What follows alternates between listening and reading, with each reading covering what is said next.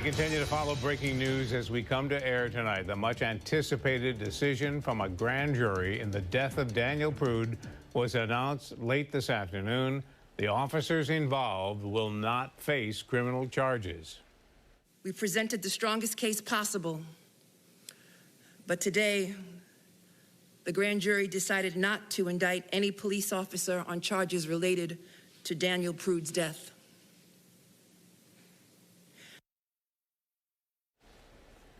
Good evening, I'm Don Alhart. Attorney General Letitia James saying the Prude case proves the need for change in how police are held accountable for the use of deadly force. We have team coverage tonight. Andrew Banis, Tanner Jubinville, and Jane Chaco all standing by. We're going to begin, though, with Jane Flash tonight with some background for us. Jane?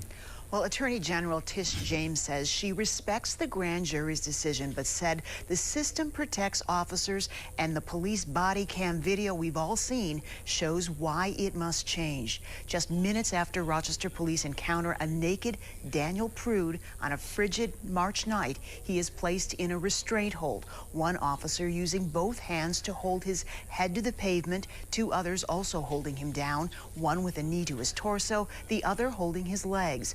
RPD says the restraint falls within training guidelines. Yet the Attorney General says Prude was in a mental health and drug crisis and in a state of excited delirium, a condition that made him more at risk of death while being restrained. And what that report depicts is a man in the throes of a mental health crisis who was literally crying out for help the only way that he knew. The system was built to protect and shield officers from wrongdoing and accountability. The system too often allows officers to use deadly force unnecessarily and without consequence. The Attorney General has a list of reforms and says work on changing the system will begin right here while she's in Rochester. First, though, she will meet personally with Daniel Prude's brother, Joe, who called 911 for help that night last March. She will also meet with the family of the 9-year-old girl who was handcuffed and pepper sprayed by Rochester Police. In the newsroom, I'm Jane Flash. Thank you, Jane. Well, the Attorney General issued additional recommendations for Rochester Police today. All communities should assess models for responding to crisis situations that minimize or eliminate police responses to mental health calls. New York State should mandate de-escalation training for all police officers. And she says the city of Rochester should adopt a body-worn camera release policy regarding critical incidents. Well, the attorneys for Daniel Prude's brother say right now their client is speechless. They're asking for privacy. They did seek the attorneys with Andrew Banis within the last hour. We join Andrew now.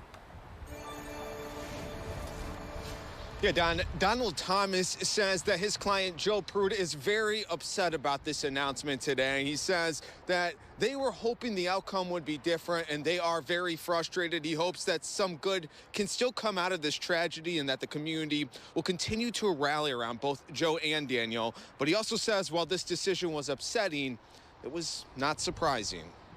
Extremely disappointed, not necessarily surprised. We kind of prepared ourselves for this day with the idea that, there's often been, as the Attorney General just noted, a two-tiered system of justice in our society for, those in law enforcement and just your average citizen. And the children of Daniel also released a statement today which reads in part, quote, "We will continue to advocate for justice in the civil courts while also seeking federal police reform so that these continued tragedies against black citizens end once and for all." Thompson says that he does plan to meet with Joe Prude in the coming days to determine what their next steps will be. Reporting live in Rochester, Andrew Banis, 13 WHAM News. Thank you, Andrew. Well, the 7 police officers who were suspended are Mark Vaughn, Troy Talladay, Francisco Santiago, Michael Magri, Paul Ricotta, Andrew Speckscore, and Josiah Harris. In the last hour, Tanner Jubinville spoke with attorneys representing some of those 7 officers suspended in the Daniel Prude case. Tanner picks up our coverage from here.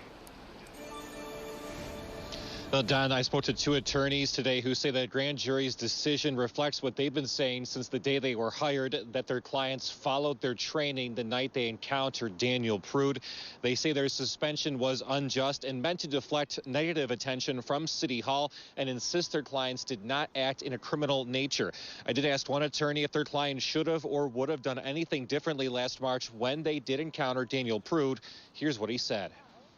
I think we've all had interactions we can look back on and say, I would have done something differently. I could have been kinder. I could have been nicer. I mean, this is a very difficult and stressful job where these cops are working the overnight shift in a very violent part of the city of Rochester.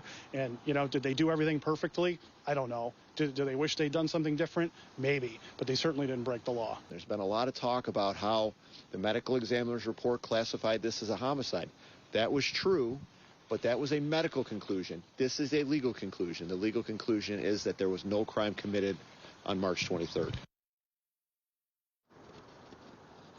Now, the attorneys say they no longer have to defend their clients from any potential criminal charges stemming from this case. However, they will say they will review a 204-page report on this case that just came out from the Attorney General's office, and they do plan to speak publicly about that report in the coming days. Live in Rochester, Tanner Jubinville, 13 WHAM News. Thank you, Tanner. Well, many in our community have spent countless nights over the past year calling for justice for Daniel Prude and for police reform. As Jane Chaco joins us now, she tells us many of them say this news comes as a disappointment. Jane. Don, I spoke with Stevie Vargas, a community organizer and a member of Free the People Rock. She says she's tired of hearing the words need for reform. She says the Attorney General's call for reform isn't what protesters want to hear after today's announcement. Free the People Rock and others have protested since Daniel Prude's death became public in September. And they've protested in the city and at the location where Prude was in police custody. And after an entire year of protesting, the news comes as a disappointment to Vargas, but she says the fight for justice isn't over. One thing I do agree with in regards to Tish James' statement is the dead cannot scream out and the living have to do it. And that's what we'll continue to do because that's our duty. It's our duty to fight for our freedom. It's our duty to fight for justice.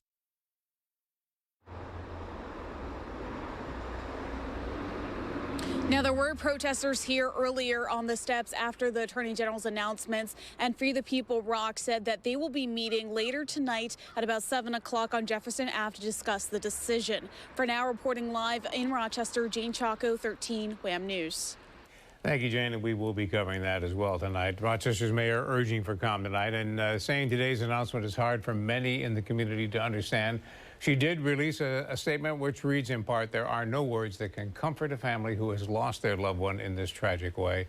Our actions going forward will ensure that Daniel Prude's death was not in vain.